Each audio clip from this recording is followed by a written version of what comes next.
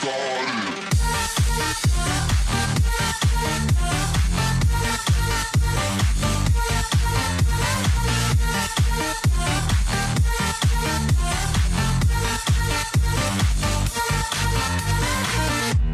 How you wanna feel, baby? What you wanna know? Just pour another drink, baby. Come on, pour a little more. I treat you like a real lady. I keep you out the cold. I give you all my time, baby. You know, even when we're apart, I know my heart is still there with you. 5 more hours till the night is ours, and I'm back with you. This is, yeah, this is right. We got 15 minutes to go, guys. Yeah, yeah, yeah, yeah. 5 more hours, we're just getting started. This right here is my type of party. This is my type of party. 5 more hours, we're just getting started. 5 more hours, we're just getting started.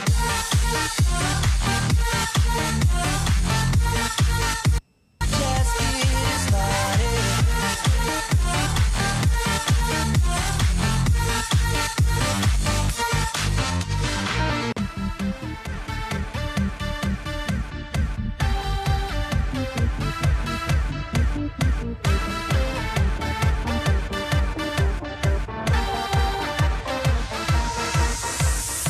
One day while the light is glowing, I'll be in All right, now I want to see something. People on the stage, put your signs up. Yes, everybody, yes. All right, now people on the stage, can I see some noise? Woo-woo!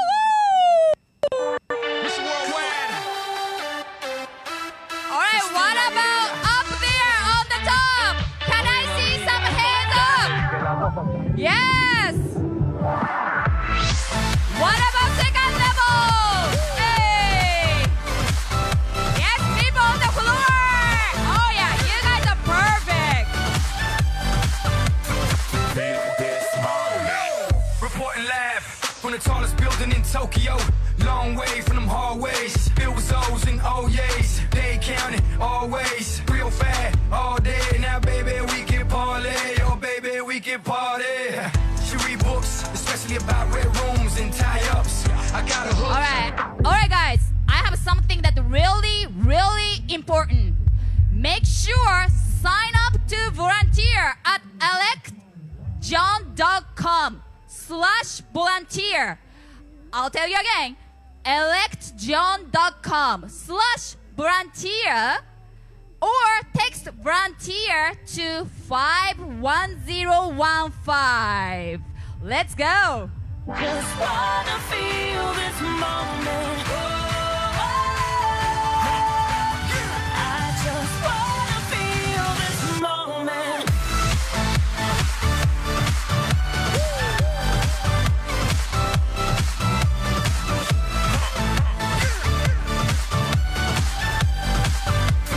Feel this moment.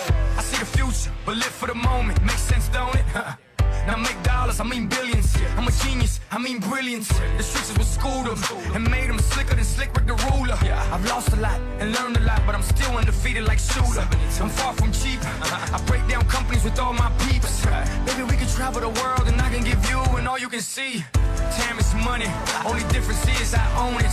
Like a stopwatch, let's stop time and enjoy this moment, darling. One day while my light is glowing, I'll be in my castle golden. But until the gates are open, I just wanna feel this moment. Oh, come on. I just wanna feel this moment. Oh, I just wanna feel this moment.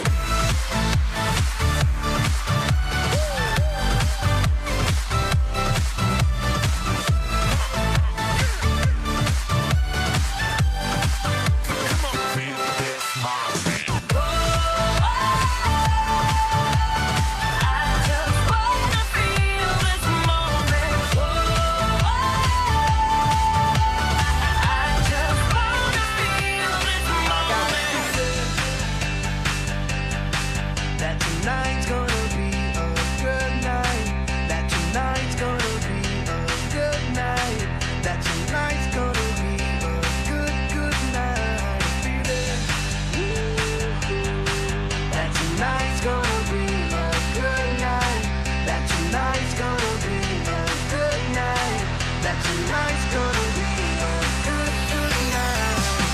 Tonight's the night. Let's live it up. I got my money. Come on, jump with me.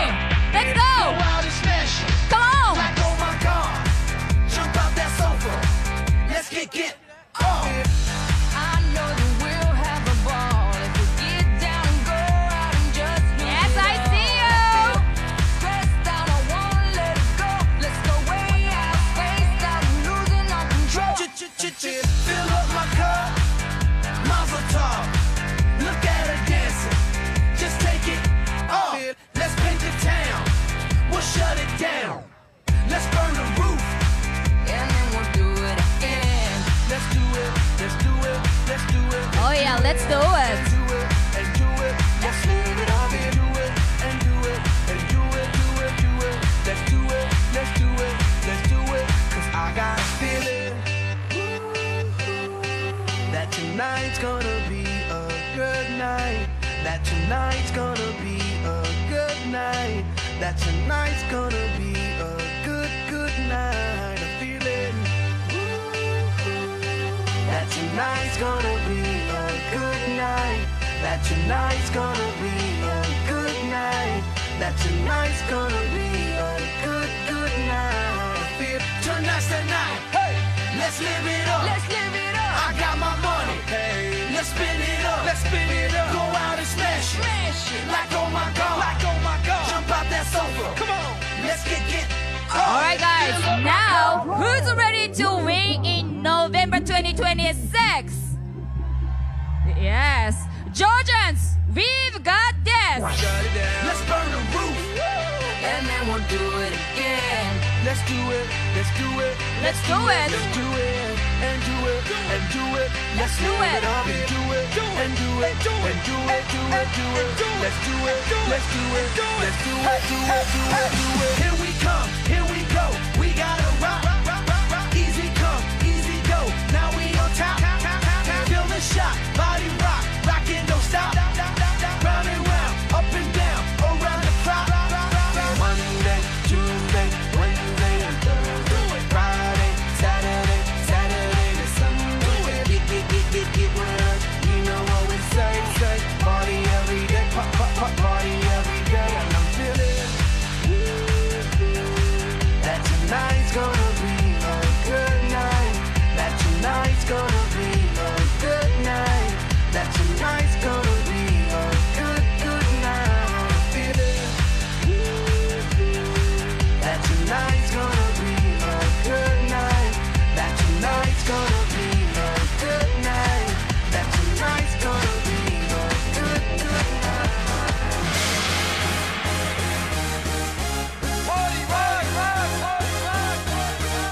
Oh yes, our party is still keep going. Yes, let me see your sides up. Let's go.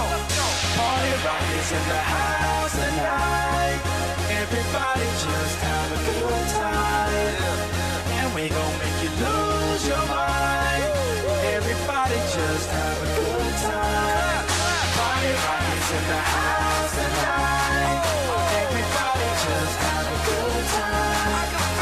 And we gon' make you lose your mind. We just wanna see All right, jump with me. Let's go. that.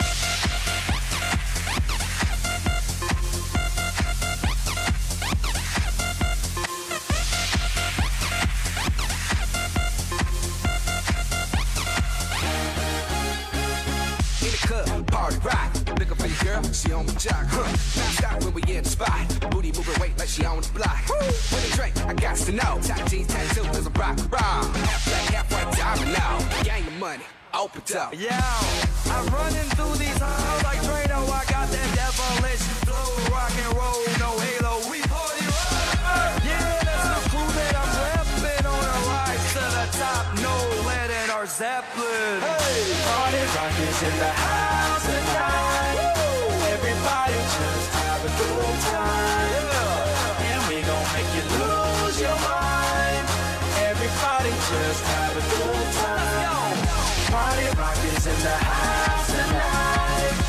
Everybody just have a good time. And we gon' make you lose your mind. We just wanna Shake that. Every day I'm shuffling.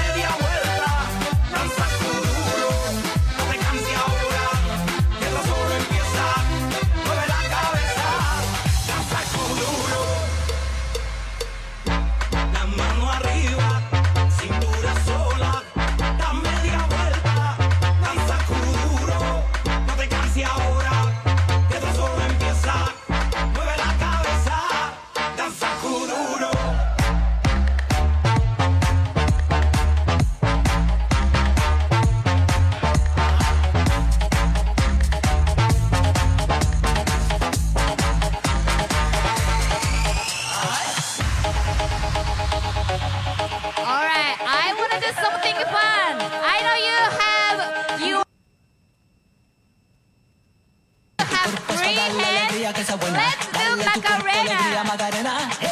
Macarena. Macarena. Dale tu cuerpo alegría, Macarena. Que tu cuerpo es para darle alegría que esa buena. Dale tu cuerpo alegría, Macarena. Macarena. Dale tu cuerpo alegría, Macarena. I Que tu see cuerpo es you, para yes. darle alegría que esa buena. Dale tu cuerpo alegría, Macarena.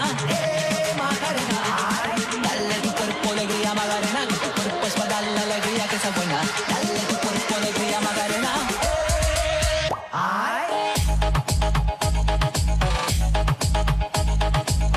Alright, if you don't know what to do, I'll teach you. If you see me, please follow me, okay? Macarena. But don't you worry about my boyfriend. He's a boy whose name is Victorino. I don't want him, couldn't stand him. He was no good, so I. Now, come on, what was I supposed to do? He was so Alright, I see you guys. I think you guys ready. Dale tu cuerpo alegría, Macarena, que tu cuerpo es para darle alegría que esa buena. Dale tu cuerpo alegría, Macarena. Macarena. Dale tu cuerpo alegría, Macarena, que tu cuerpo es para darle alegría que esa buena. Yeah, I still Dale see tu you cuerpo guys on the alegría, top Macarena. too, just so you know. Macarena. Dale tu cuerpo alegría, Macarena, que tu cuerpo es para darle alegría que esa buena. Dale tu cuerpo alegría, Macarena. Feeling it.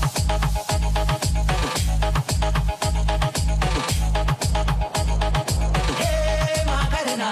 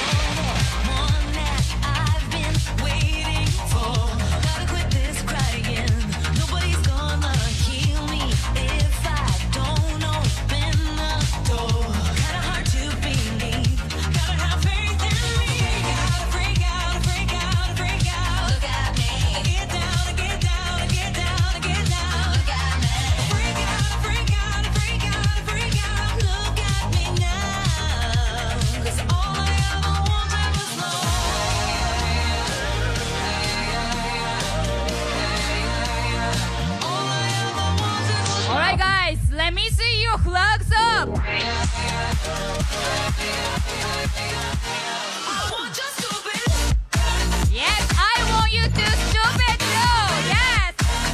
Just have fun.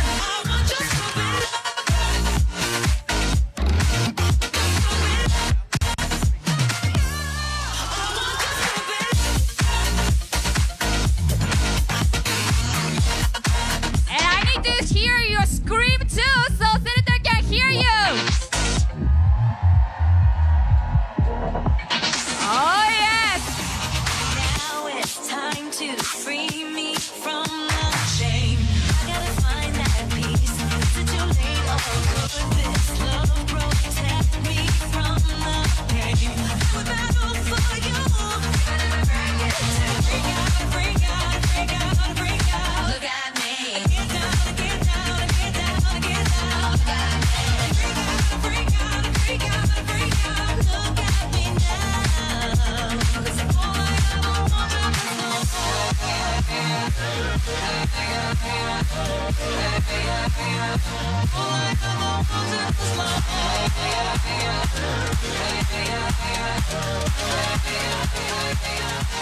I want just to be loved.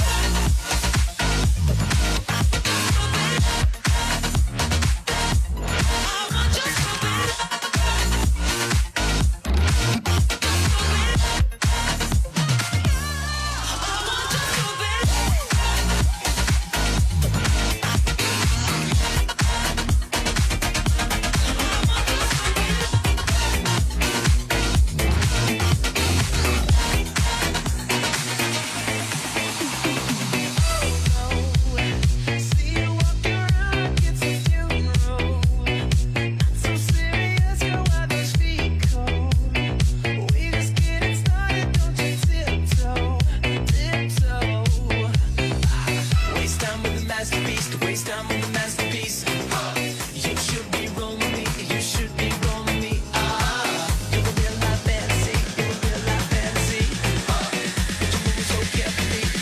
living dangerously.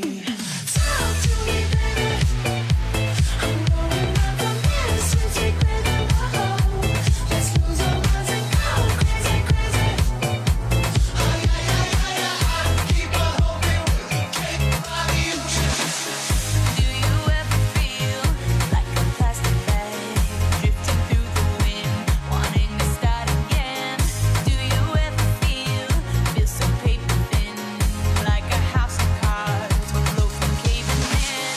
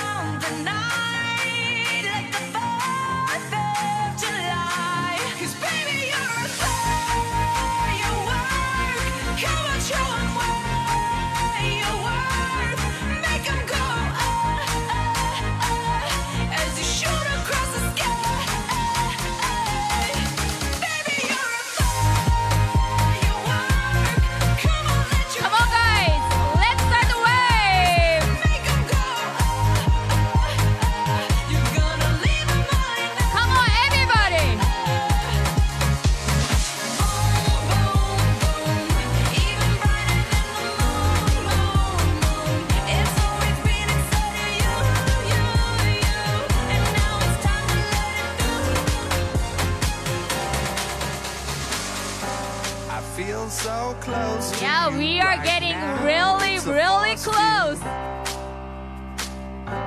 I wear my heart up on my sleeve like a big deal.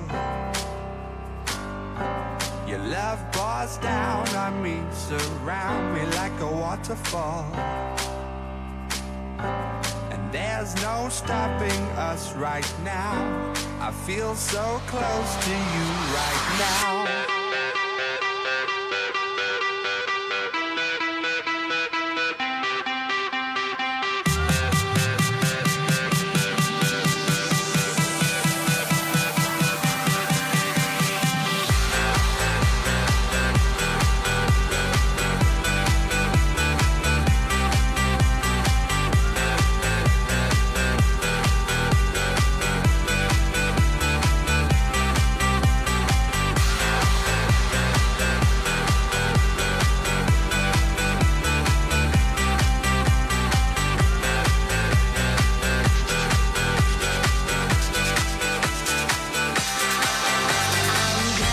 I'm feeling alright, baby. I'ma have the best freaking night of my life, and wherever it takes me, I'm down for the ride, baby. Don't you know I'm good? Yeah, I'm feeling alright. How are you guys feeling? I need more than that. How are you feeling?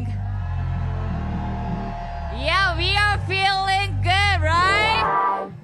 Let's ready to welcome the senator soon. He'll be here in a few minutes.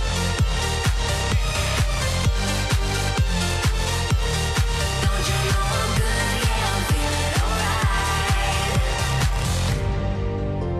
You know I'm down for whatever tonight. I don't need the final things of life. No matter where I go, it's a good time. Yeah. And I don't need to sit in VIP. Middle of the floor, that's where I'll be. Don't got a lot, but that's enough for me. Yeah. 'Cause I'm good, yeah, I'm feeling alright, baby. I'ma have the best freaking night of my life, and wherever it takes me, I'm down for the ride, baby. Don't you know I'm good? Yeah, I'm feeling alright.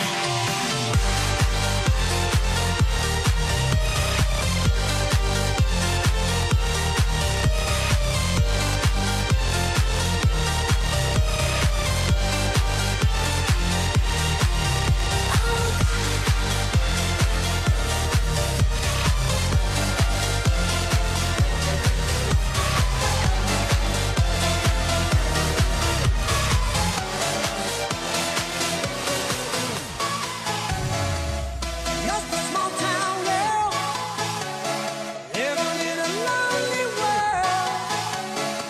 She took the midnight train going just a city boy, born and raised in South Detroit. He took the midnight train going anywhere.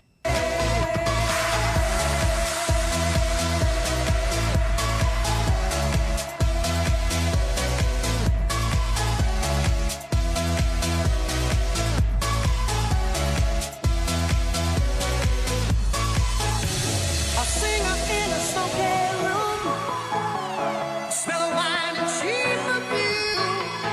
For a smile they can share the night. It goes on and on and on and on. Strangers waiting, up and down the boulevard, their shadows searching in the night. Streetlights, people, living surrounded emotions.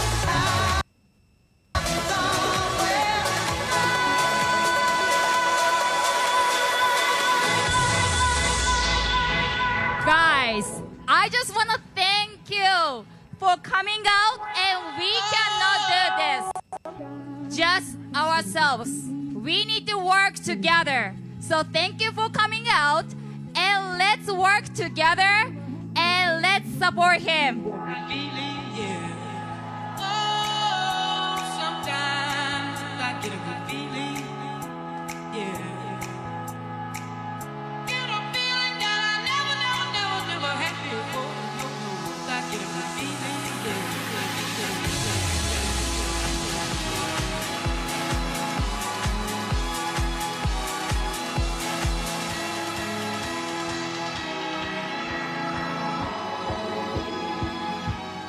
One more time.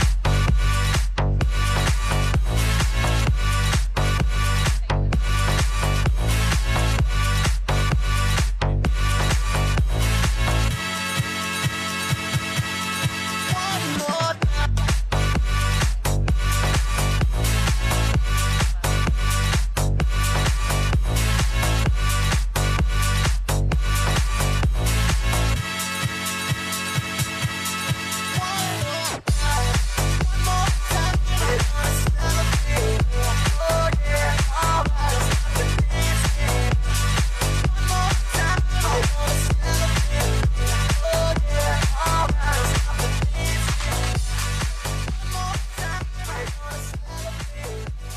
And now, please welcome Clark Atlanta University's Mighty Marching Panthers.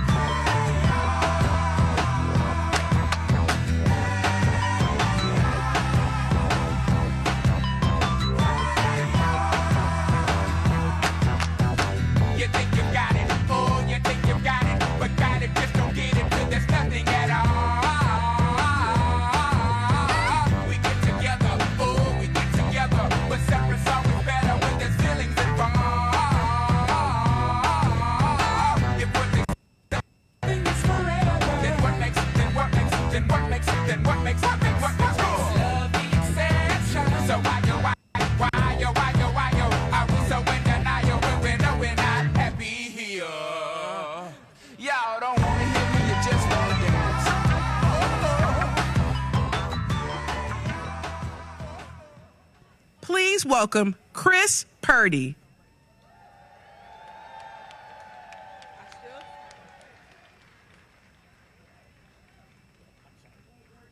It's good to be here today. My name's Chris Pertie. I'm a U.S. Army veteran. I live right. Thank you. My family and I live right here in Atlanta. I joined the Army as a combat engineer in the aftermath of 9/11, and later served overseas, where I commanded the gun truck in central Iraq. Thank you.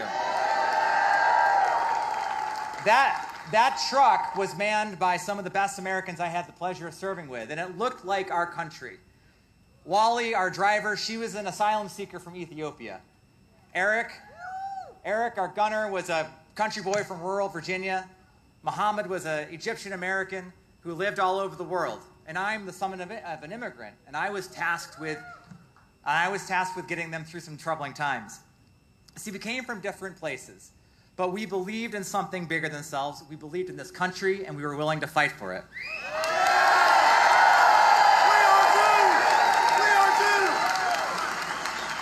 So when I see people like Donald Trump and Elon Musk, who've never worn a uniform or served anyone other than themselves a day in their lives, trying to dismantle the very institutions that support our veterans and truly make our country great, I don't see politics, I see betrayal. You see, I get all of my medical care from the VA. And every time I walk through those doors, I see dedicated professionals, many of them veterans, who show up every day to take care of people like me. But now they're afraid. They're afraid because the Trump-Musk administration has launched an all-out assault on our civil servants. At the VA, they've already fired thousands of workers and are planning to cut 80,000 more. They've frozen hiring, they've gutted mental health programs, they've even canceled basic hospital contracts. And when I go to the VA, and I was just there last week, my providers are afraid in a way that I've never seen before. And this isn't about making government more efficient. This is about dismantling it and destroying it on purpose. And it's not just the VA, it's the Department of Education, it's USAID, and every other part of our public infrastructure. These are systems that support veterans and protect communities and help Americans live better and safer lives. So yeah, I take it personally because I raised my hand to serve knowing that I might not come home. And so do the people that I served with. And now folks who never made that sacrifice are playing games with the lives of people who did. Today's environment is hostile to those who would speak up and do what's right. We're told to keep our head down. We're told it's safer to stay quiet. But the only language that bullies understand is courage, because courage is what they lack.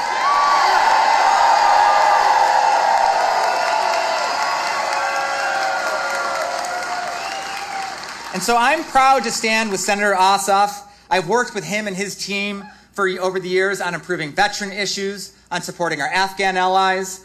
And I can tell you this, he shows up. He fights. He does what's right because he knows what's at stake. We don't need leaders in Congress who treat this as the next stage for their podcast. We need people who understand service, who understand sacrifice, and who will stand up when it counts. And so I'm asking each one of you to do something. I'm asking you to join me. Support a struggling nonprofit. Support your neighbors who are federal workers. Hell, run for office, because we need to elect leaders who give a damn. We need to stop waiting for someone else to fix our problems. So let's fight for this country. It's worth it. And thank you for being here.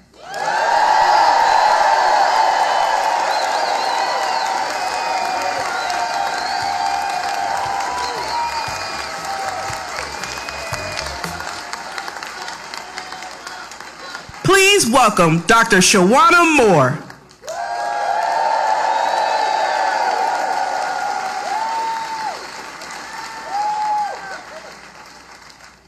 So greetings, my name is Dr. Shawana Moore, and hello Georgia!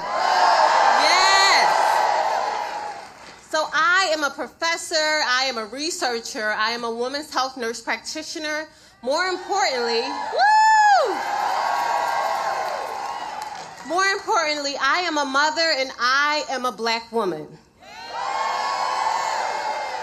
I'm here to share with you the real fears that so many women across Georgia are feeling because of Trump. Less than 3 months in office, Trump's administration has already made cuts that have devastating effects on our reproductive rights and maternal health. He wants to cut funding for projects aimed at curbing the maternal mortality crisis we're experiencing across our country, but more importantly, within the state of Georgia. He signed an executive order prohibiting federal funds from being used for abortion. This also means he banned Medicaid coverage for abortion, even if a woman's life is at risk. Let me tell you, this really hit home for me. Not only do I dedicate my time and my passion to serving the women across the state of Georgia, but more importantly, this hit home for me personally. I am the survivor of a very traumatic birthing experience. I know exactly what it feels like to be unheard, to not listened to, and to be treated with a lack of respect, and almost to lose my life and also the life of my unborn child. When I was pregnant with my son, who's now 8 years old, I was told by my providers that I had a family history of preeclampsia, but I was dismissed. And at that time, there were guidelines in place that women who have a family history of preeclampsia, there are certain interventions that can be done, and that was not offered to me. So fast forward at 38 weeks into my pregnancy, I happened to have a routine checkup that morning. I remember sitting in the gym with my husband telling him I felt horrible, and I would tell the provider that day I felt horrible. Long and behold, I came in. I told my provider I didn't feel well. She ran tests. She said, you're not well. I'm sending you over to OB triage to go deliver. And I say, I don't know if I would have called that day, and I could have been a victim of maternal mortality had I not had a visit, because my engagement as a patient within the healthcare system was not one that was welcome. And I think at that time I was kind of fed up and just was going along with the get along in order to get through the pregnancy. But that story doesn't stop here. During my hospital stay, I had a very traumatic birthing experience, and where the healthcare providers really didn't listen to me or my husband and didn't really treat us with respect. When I was sent up to my hospital room, all of the bells started to go off. I broke out into a huge sweat, and I remember my husband just looking at me and looking very fearful. No one came to the room for at least 5 to 10 minutes, and then a nurse showed up, and she said, did anybody come in? And my husband said no. The nurse immediately placed me in a position that helped raise my blood pressure, because she said my blood pressure was dropping. And again, I really felt dismissed. Long story short, one of my former students actually worked on a hospital unit, and once she told the other providers on that unit that I was a professor and I was a women's health nurse practitioner, that's only when the treatment started to change. We know based on the data, regardless of a woman of color's socioeconomic status or educational attainment, they are still have a higher risk of maternal mortality, and it should not matter your educational attainment or your socioeconomic status to receive proper care.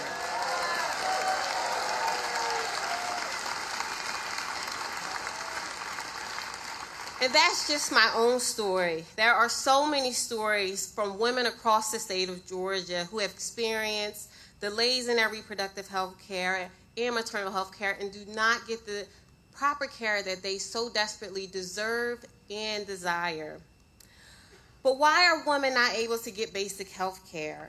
Let me tell you exactly why. It's Donald Trump. He stacked the Supreme Court with conservative judge who overturned Roe v. Wade and sent us all back into time. That day really changed my perspective, and it changed the ability of how I was able to practice and engage with patients across this state. So ever since Roe was overturned, abortion access has shifted back to the states. Within the state of Georgia, there is a 6-week abortion ban.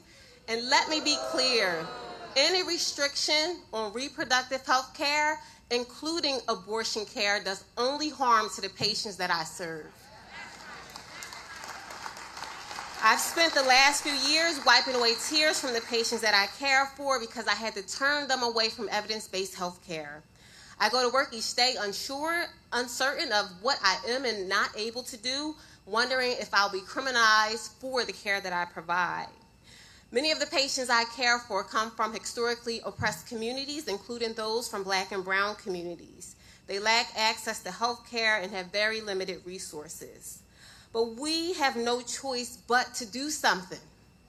We must raise our voices against Donald Trump and his views and efforts and his views to restrict freedom, and more importantly, freedom for reproductive health care.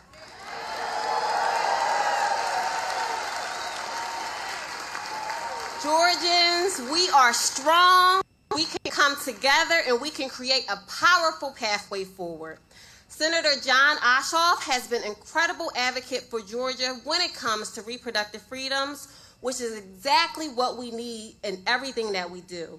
So within the next 18 months, we're working to ensure he gets reelected in November 2026. Georgia, we got this. Now let's get up and let's do the work.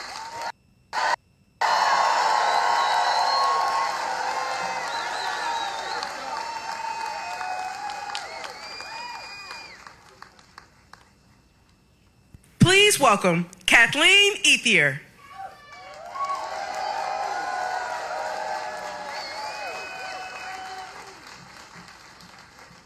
Hi, Atlanta. Wow, there are so many of you here. This is so exciting. I'm Kathleen Eier. I live right down the road in Kirkwood. And in January of this past year, the Friday before Inauguration Day, no mistake, I retired after 25 years from our very own Centers for Disease Control and Prevention. The timing was planned. I came to Georgia as tens of thousands of us over the years to work at the CDC, to serve the American people, to help prevent disease, and to improve health and well-being. And over the last 25 years, I have seen firsthand how the CDC protects us from deadly disease threats like measles and flu and Ebola, how CDC programs prevent chronic disease like heart disease and diabetes, help make children safer and healthier, and even in my own work, to improve young people's mental health.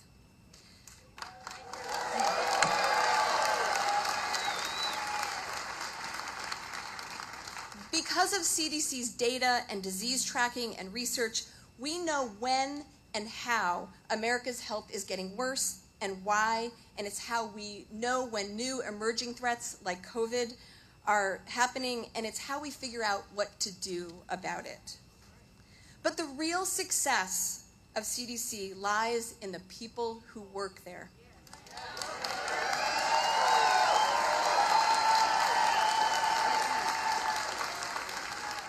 Over these past 25 years, I have worked alongside amazing public health workers and scientists who have all come here to Georgia with the same purpose that I did, to protect the health and safety of Americans through their service at CDC.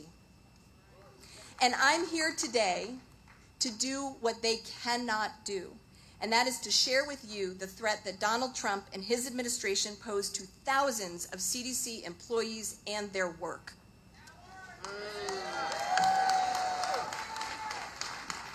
Never could I have imagined that we would see the CDC and its people, our fellow Georgians, under attack like they are now. We don't yet know the full extent of the destruction that the Trump administration is planning for CDC, and frankly, every day in the chaos, we hear something different. But with only 2 months in, the destruction is real. Since inauguration, we've seen funding frozen, studies halted, and the core functions of CDC stopped in its tracks, and the brain trust eroded.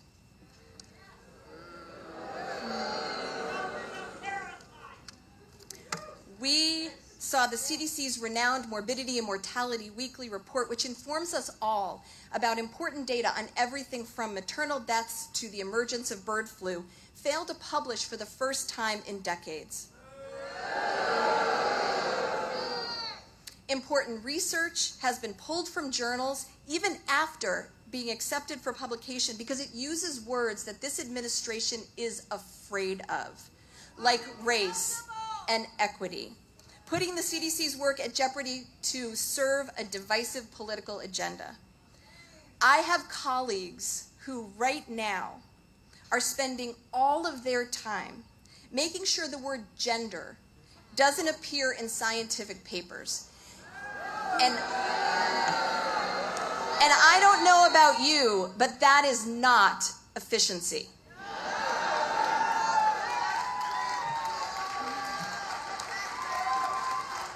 Now, all of this has real impacts for real people in need. We've heard of rape crisis centers, for instance, that had to lay off staff, programs for youth that had to pause, essential services like health screenings that had to pause, meaning real people were missed. Taking a wrecking ball to the CDC has real implications for the whole country, but really for Georgia. And not just because of the health of Georgians, but for our well-being and for our economy. CDC employees are your neighbors and your friends.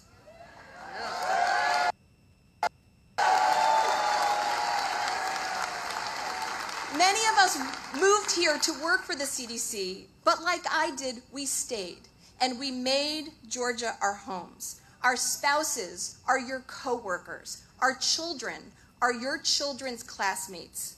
And right now, your fellow Georgians are being attacked. They receive emails calling them wasteful.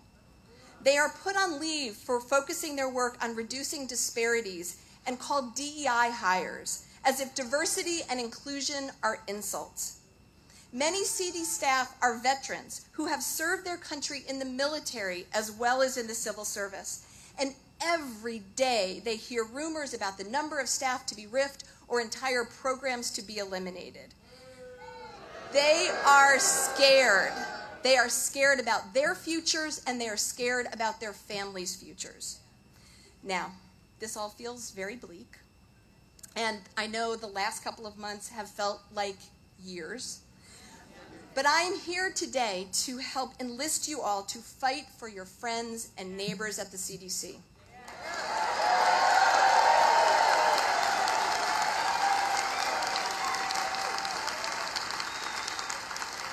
The destruction of the CDC is not what Americans want. In an Economist YouGov poll taken just last week, more than 70% of people said that they wanted the CDC preserved or even expanded, not destroyed. We must tell their stories and shed light on what the Trump administration is doing to the CDC and to spread awareness and force change. And what that means is that in November of 2026, it means getting out to vote to re-elect Senator Jon Ossoff, a champion for the CDC, and working to take back control of Congress. Now, I also know that when the last 2 months have felt like 2 years, November of 2026 seems a long way off. But I am so encouraged that you are all here. And while we work to help get Senator Ossoff reelected, I know that he is fighting for us every day and will continue that fight. And by working together, we can stop this madness and this chaos. Thank you all so very much for the support that you're showing Senator Ossoff and for the support that you are showing your fellow Georgians. And I really appreciate everything you're doing by being here today. Thank you.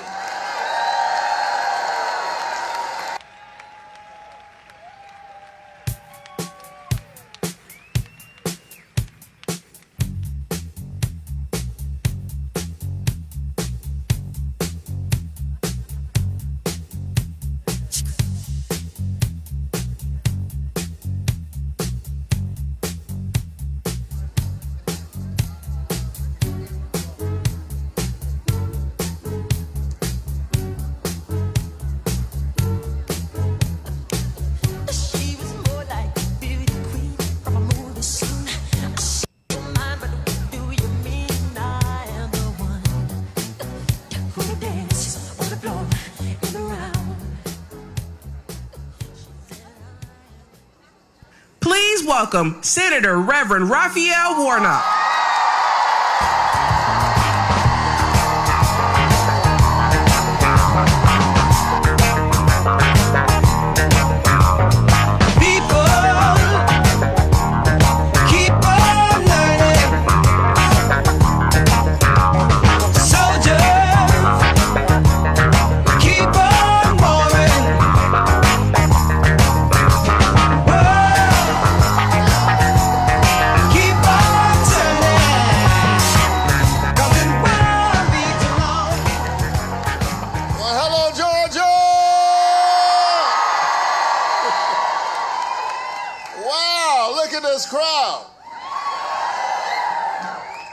I have to admit to you that when I walked out here, I was smiling and everything, but I was a little bit traumatized, thinking that it was time for me to run again.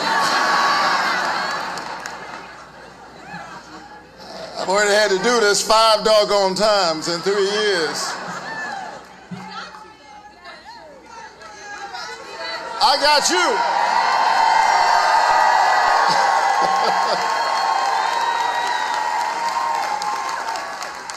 Thank you all so very much. It's great to be here. Let's hear it for our incredible speakers, ordinary citizens, just laying it out. Dr. Moore, Christopher, Kathleen.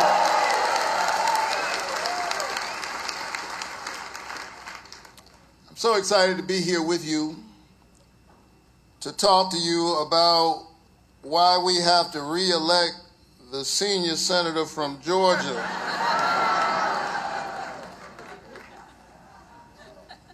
But I want to take a moment to address what our state, indeed what our nation has been through this year. It feels like a year.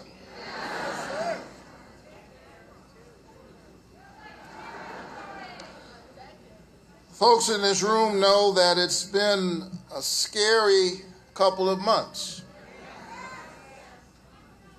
Let's hear it. No problem. That's just the Doge brothers, you know. They in somebody's computer messing with something. Let's hear it for our federal workers.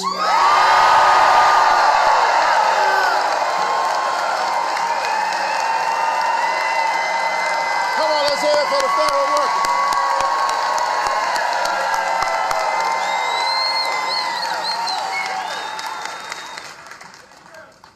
Trump administration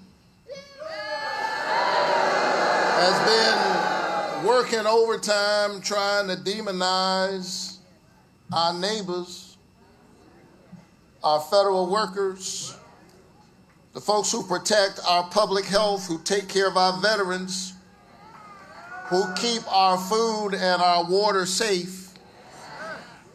And perhaps they are easy targets because they're doing such a great doggone job that we take for granted the things that they're protecting us from.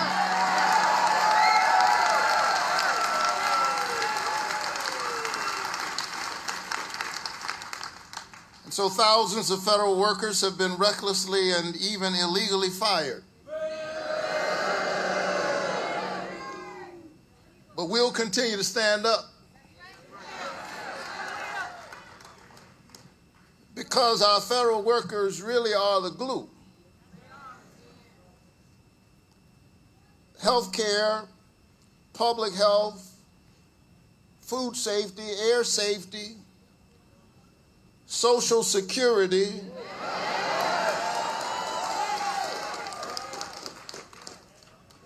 Medicare.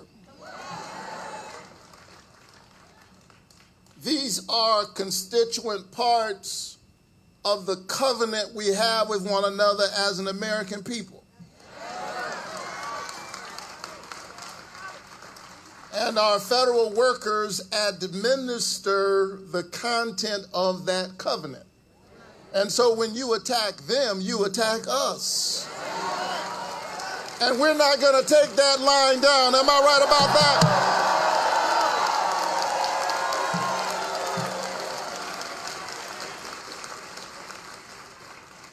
And so we have been witnessing a man who promised to be a dictator on day one, living up to that promise. He's stonewalling congressional oversight. He's already ignoring court orders, talking about impeaching judges who don't agree with him. But not only that, the unelected co-president, Elon Musk,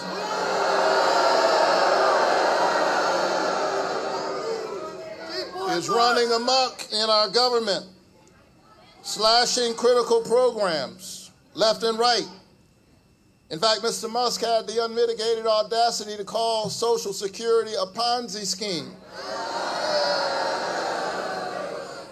I guess that's easy for a billionaire who's been living on the government dole to say.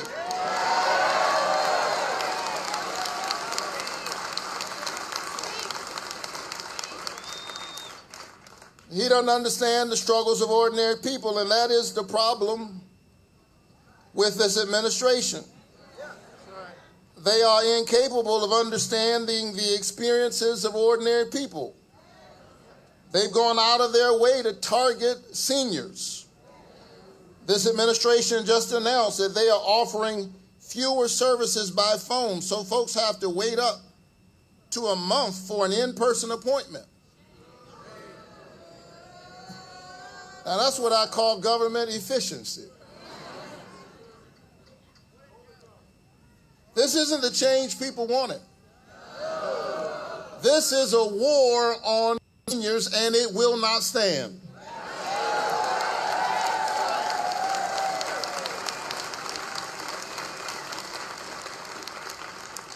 And why are they doing all of this? They are creating. You all got more call and response than a Black Baptist church. It's all right. I'm right at home. But you keep pushing me hard, I'm going to raise an offering.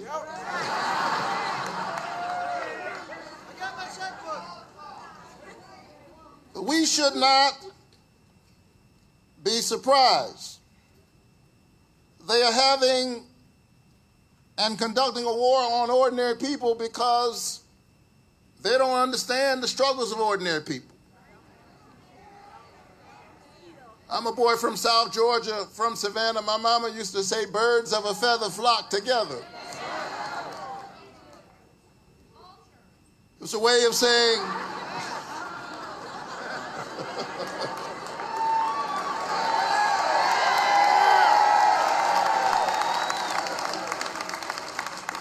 way of saying that you can know who Donald Trump is standing for based on who was sitting on that stage when he was inaugurated.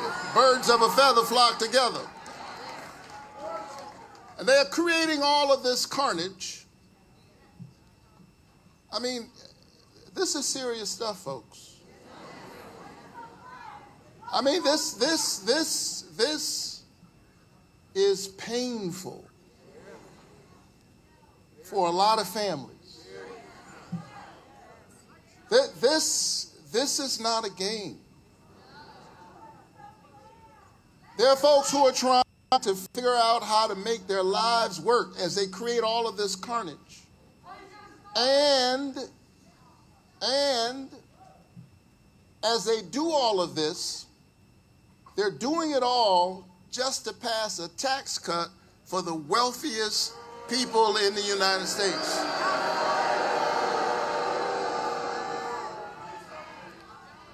And so they are busy attacking ordinary people. They don't understand what it's like to have to fight to cover the cost of child care. They don't understand what it's like to have to ration your prescription drugs, or what it's like to try to figure out how to afford groceries, even the price of a dozen eggs. In the words of that prophet who just spoke at the Super Bowl, they not like us.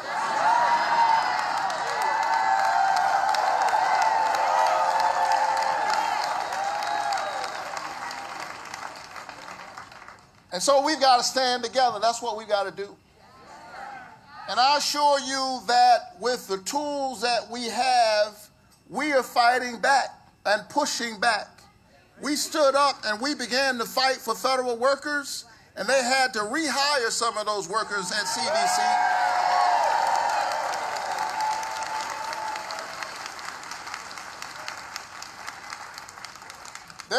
They are trash talking Social Security because they want to get rid of Social Security, but we're going to stand. You will not touch my mother's Social Security.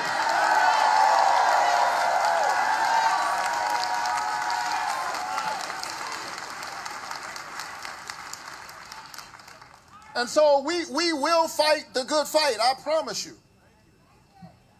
But I don't want you to underestimate your own power. Because we are a government for the people, of the people, by the people, and the power is really with the people.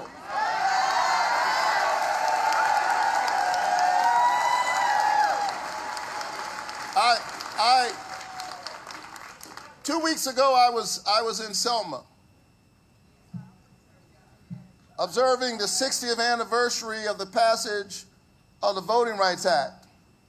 And the wonderful thing about being in Atlanta is we walk among giants like Andrew Young. I just left the church where he was saying farewell to his daughter. I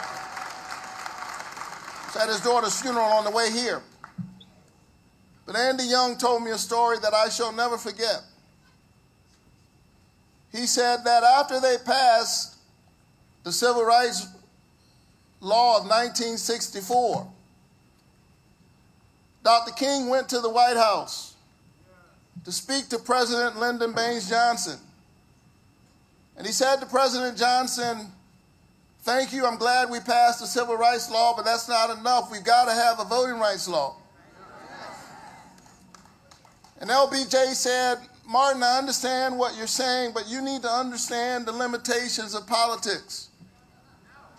I have already expended so much political capital just getting that civil rights law passed. There's no way right now I can get a voting rights law passed. I would do it. It's not that I don't want to do it. I just can't get it done right now. I don't have the power."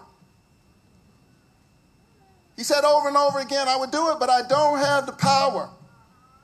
And as they left the White House, Andrew Young said, "What are we going to do, Dr. King?" Dr. King said, "Well, I guess we're going to have to get the president some power."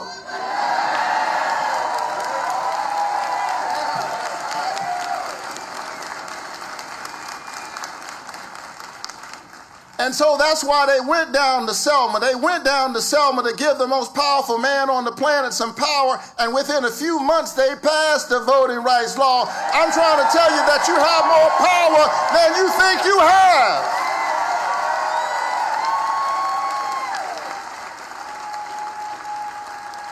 And if you make some noise in the streets, I promise you, we'll fight for you in the suites.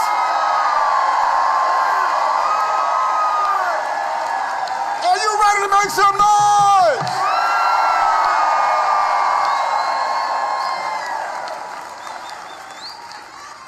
And so we're in a fight for our lives. We're in a fight for health care. We're in a fight for our democracy. We're in a fight for workers. We're in a fight for seniors. We are in a fight for the identity of our country. We are a nation of immigrants.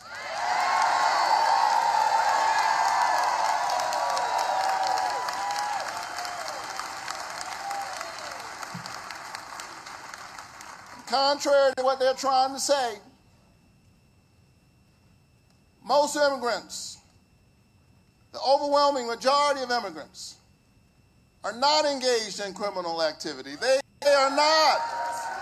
They are not burning things down and taking what doesn't belong to them. They are not living as freeloaders on the dole of the government. Most immigrants are nothing like Elon Musk.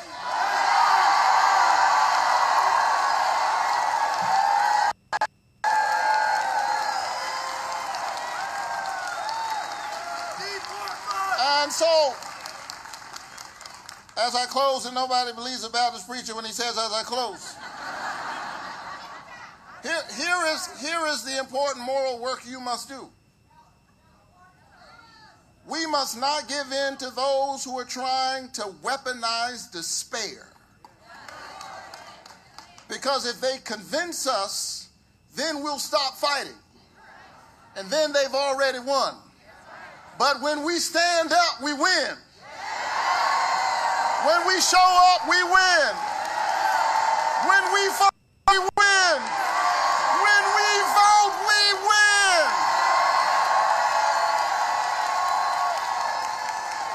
And if there's any state in the union that ought to understand that, it is the great state of Georgia.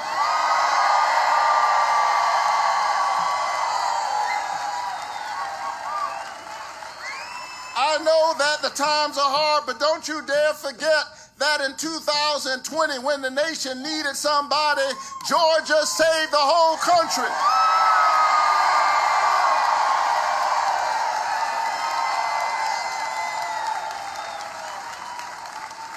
And Georgia, because you understand better than anybody that elections matter, I need you to do it again.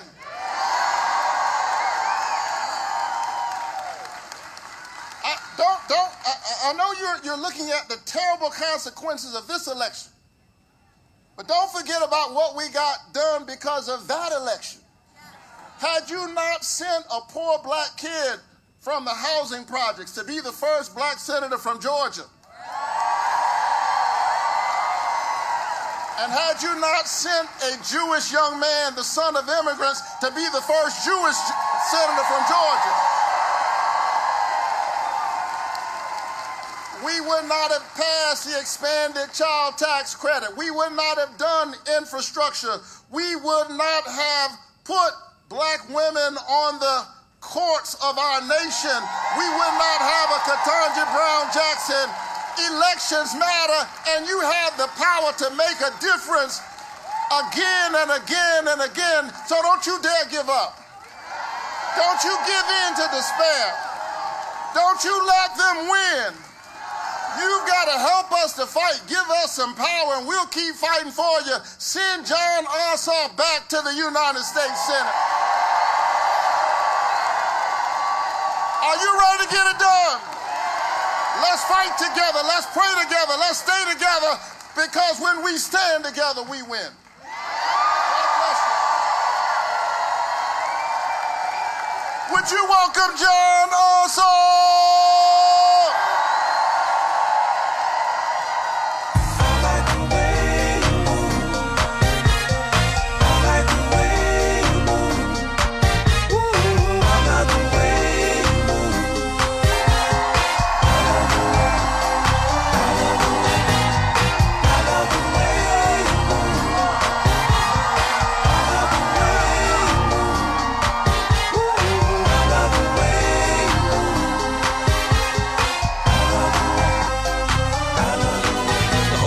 Silent, the girls all pause with glee. Turning left, turning right, thought they looking at me. Hello, Atlanta.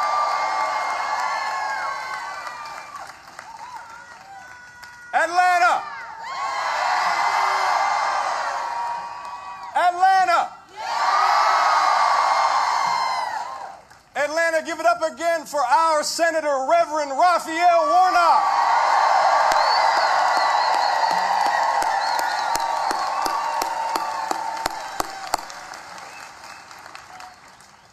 Atlanta, you look beautiful. You look beautiful. Thank you, Gerald. These are serious times, Atlanta. With open contempt for the law, this president has launched a power grab unprecedented in our history, abusing his power and trying to pull our democracy with fear and intimidation. In his first 100 days, he set free criminals who did violence on his behalf.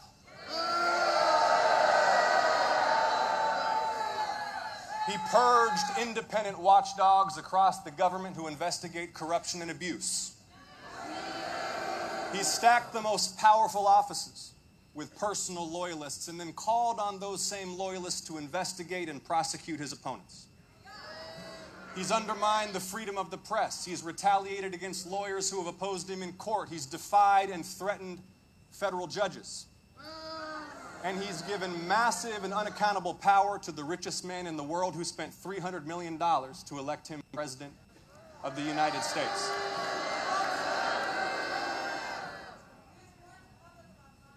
Now, Atlanta, this is not a drill. Atlanta, this is not a bad dream.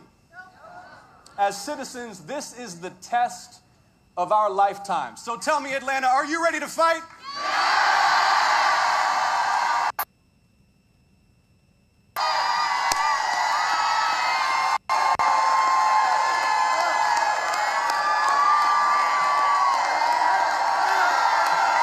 Let's go. Are you ready to fight, Atlanta?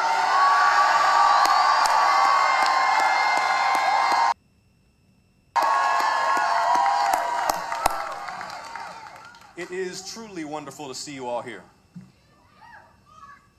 And I'd like to ask, first of all, every veteran hand is honored by all of us here. Thank you for your service. Thank you.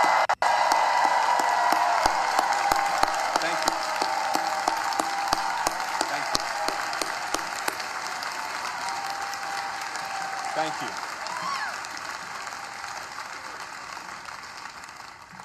And please know that Raphael and I are both so grateful for every one of you, for your hard work over so many years.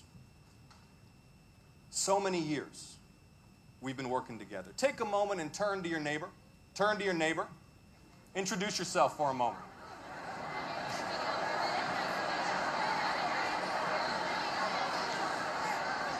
Say to your neighbor, say we're in this together. Say we're in this together. Say we're in this together. Say we're in this together. We've been in this fight a long time together. And you'll recall 5 years ago we faced a different sort of crisis. It was the deadliest pandemic since 1918. Thousands died per day, tens of millions were out of work. The lines for the food banks, do you remember? They ran for miles. And Donald Trump was president then too. Thinking out loud about whether we should inject ourselves with bleach. You remember that? And at that moment of crisis, we held here in Georgia one of the most consequential Senate elections of all time. It was 2 for 1. 2 for 1. It was the Jewish kid and the black pastor running together with all of you alongside us. They said we couldn't win. Do you remember? But we built one of the most powerful movements in Georgia's history, and you picked me up and you picked Raphael up and you carried us on your shoulders.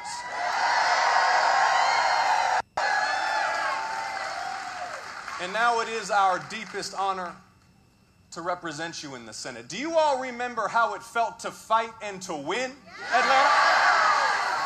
You remember Bentley? Look, maybe right now you feel surrounded by darkness. You might be a little numb. You might be wondering if there's a way out. But Atlanta, we don't have the luxury of despair because there are so many counting on us. Children and pregnant, veterans who have earned their care and benefits, children in our public schools, cancer patients counting on the next big breakthrough. An entire world hoping the United States has not given up on freedom.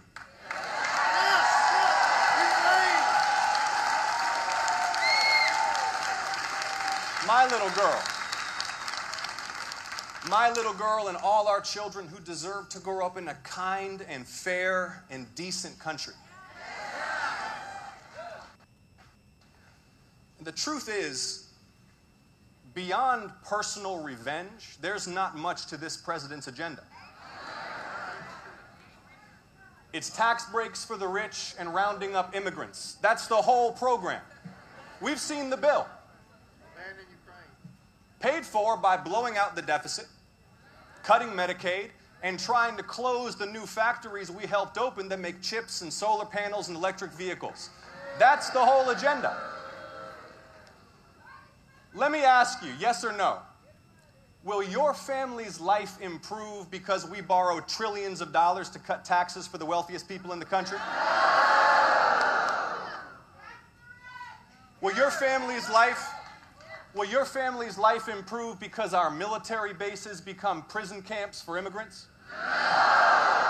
When Medicaid covers nearly half of the births in our state, 2/3 of all seniors in nursing homes, 4% of children, will your family's life improve because they gut Medicaid? No! See, part of the shame of this useless spiral into chaos and revenge is that we really face so many urgent challenges. And there are so many problems that we can solve. Our prisons are full of violence and abuse. Women die needlessly from pregnancy and childbirth, especially here in Georgia. Hospitals continue to close. Seniors can't afford glasses and hearing aids because Medicare won't cover them. Veterans can't get VA coverage for dental care. Families live paycheck to paycheck. The federal debt keeps growing, but top earners wind up paying less than firefighters and public school teachers. Now look, I'm not saying these problems are cheap and easy to solve, but we could solve them. And we must solve them. And none of this is on the administration's agenda. They just do not care. They do not care. Trump's cabinet is worth like $60 billion. That's not even including Elon. They are literally the elites they pretend to hate. The president is not at his palace in Florida thinking about whether you can afford daycare for your daughter, or how to stop insurance companies from denying your claim, or anything that matters to our daily lives. When is the last time you even heard Donald Trump talk about health care or child care? He's talking about invading Greenland. He's handing your data over to Elon Musk. By the way, I'm all for government efficiency. And government programs aren't sacred, they have to work. But when you randomly fire tens of thousands of people, no matter what role they fill, no matter how well they're performing, and then you have to scramble to fire them back because you accidentally fired the people who run the Veterans Crisis Line, and you accidentally fired the people who watch out for Ebola at the CDC, and you accidentally fired the people who fight bird flu on our poultry farms, and the people who protect our nuclear weapons. When you shut down research into Alzheimer's treatments and cures for childhood cancer, that's not efficiency. That's just cruelty and chaos.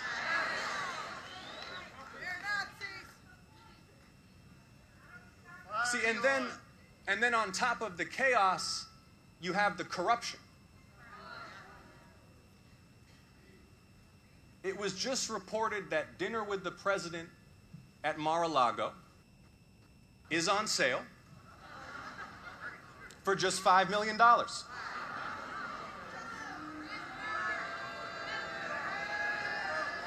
And really, the whole royal family is cashing in.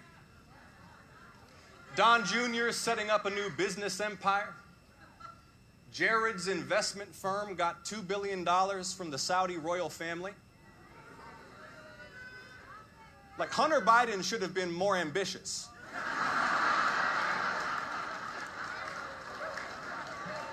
$2 billion from the Saudi royal family. The president was already selling those Bibles made in China, but now they have their own meme coins. Did y'all see that? They literally stopped enforcing the law that prohibits bribery of foreign officials. Secretary of Commerce is pumping up Tesla stock. The White House has been converted into a Tesla showroom, while Elon's money is what keeps Republican senators in check. But the truth is that corruption in America runs a lot deeper than Donald Trump. He's not just a beneficiary of it. His rise is a symptom of it. Citizens United was the most destructive court decision in modern American history.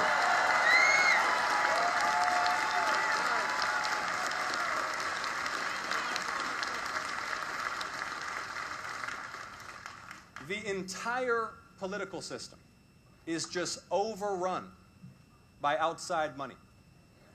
Members of Congress live in fear of these super PACs. It's not just Elon. Senators get threatened with $5, $25, $50 million of opposition over individual votes on a whole range of issues. And see, this is why things don't work for ordinary people. It's not because of trans kids or woke college students. It's not.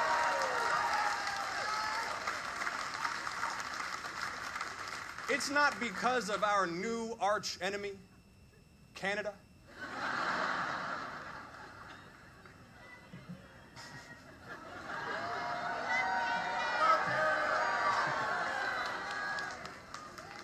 The corruption is why you pay a fortune for prescriptions. The corruption is why your insurance claim keeps getting denied. The corruption is why hedge funds get to buy up all the houses in your neighborhood and Congress doesn't do anything about it. See, this is why so many have lost faith in our system. Because the system really is rigged. But Trump's not unrigging it. He's re-rigging it for himself.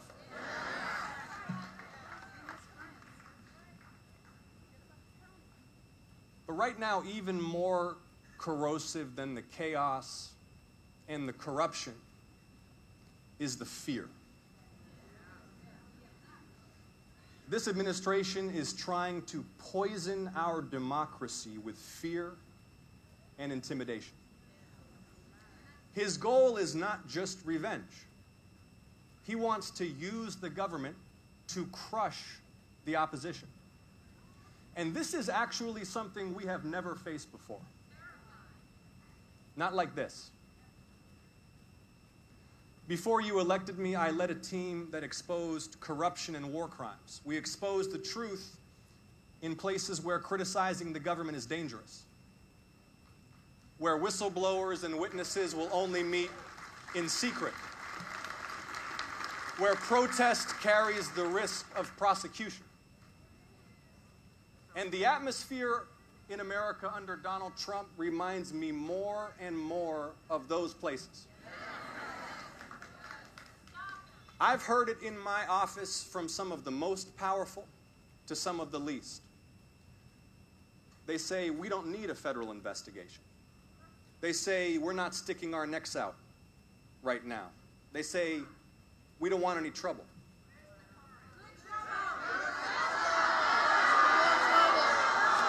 See, Americans are now living in fear of their own government. And it's not just here at home.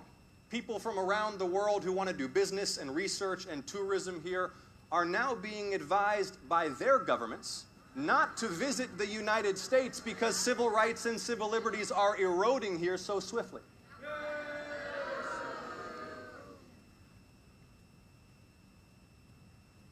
When I first ran for Congress 8 years ago, it was because I saw the election of someone so unfit for the presidency as a danger to the country. And you all got behind me because you saw the same thing. And when we won the Senate, it was because we still understood together the urgency and the necessity of the moment, and we knew Georgia could lead the way. And now each morning when I look at my beautiful 3-year-old girl and her sweetness and that magical, hopeful innocence and potential, I realize we have no choice but to keep going, Georgia. We have no choice.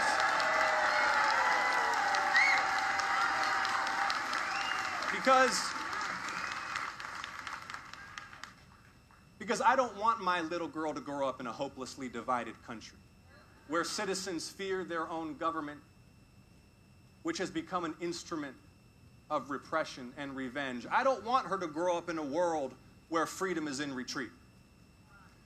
I want her to grow up in an America that continues to lead the free world, where diversity is celebrated instead of mocked, with leaders who bring us together and inspire us to be honest and decent and kind. The measure of our success is not how many of the poorest and most vulnerable families we hunt down and shackle and imprison and deport. The measure of our success is whether each generation achieves greater health and prosperity than the last, and whether we live up to the promise of equal justice for all.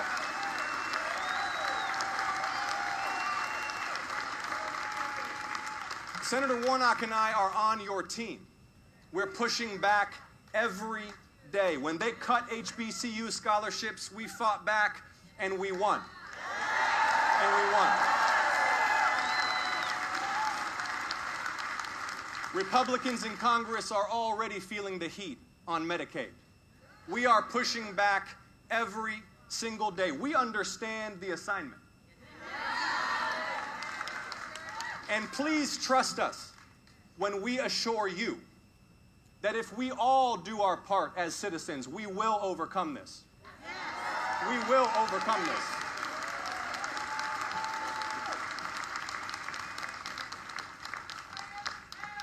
In my Senate office, just over my desk, there's a portrait of Congressman Lewis.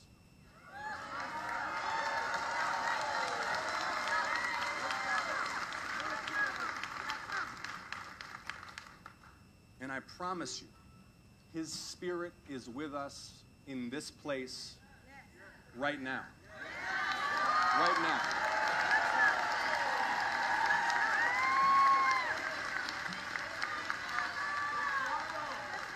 The power is still with the people, Atlanta. Atlanta, are you ready to get in good trouble?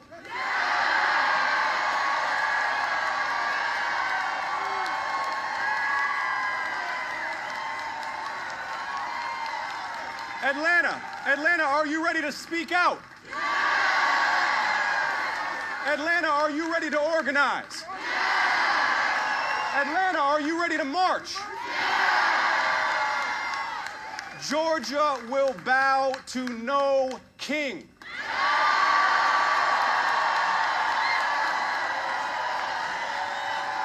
And Georgia will lead the way again. Thank you all. Thank you, Georgia. Thank you so much. Thank you. Thank you. Especially the big girls need love too, no discrimination in squirrel. So keep your hands off my cheeks, let me study how you ride the beat, you big freak. Skinny, slim women got the camel toe within them, you can hump them, lift them, bend them, give them something to remember. Hell out timber when you fall through the chop shop. Take a deep breath and exhale. Your ex-male friend, boyfriend was boring as hell, but let me listen to the story you tell. And we can make moves like a person in jail on the low. I like the way you move.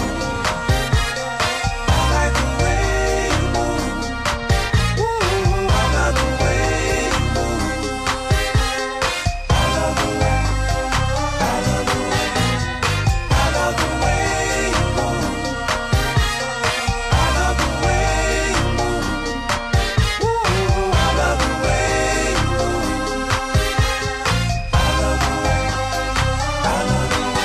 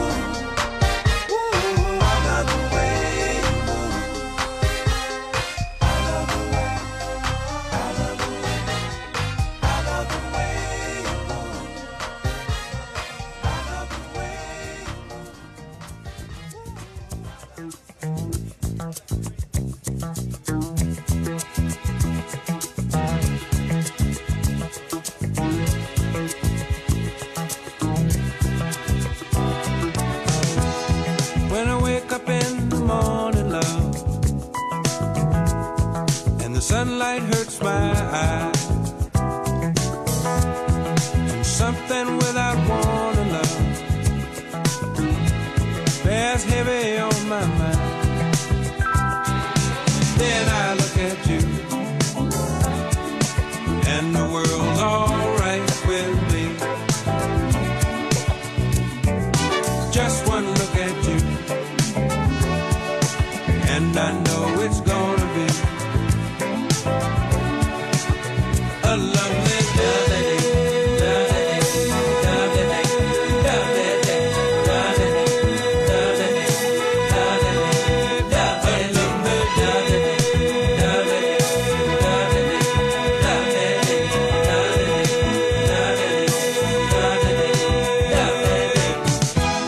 When the day that lies ahead of me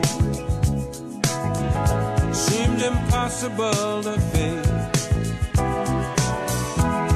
when someone else instead of me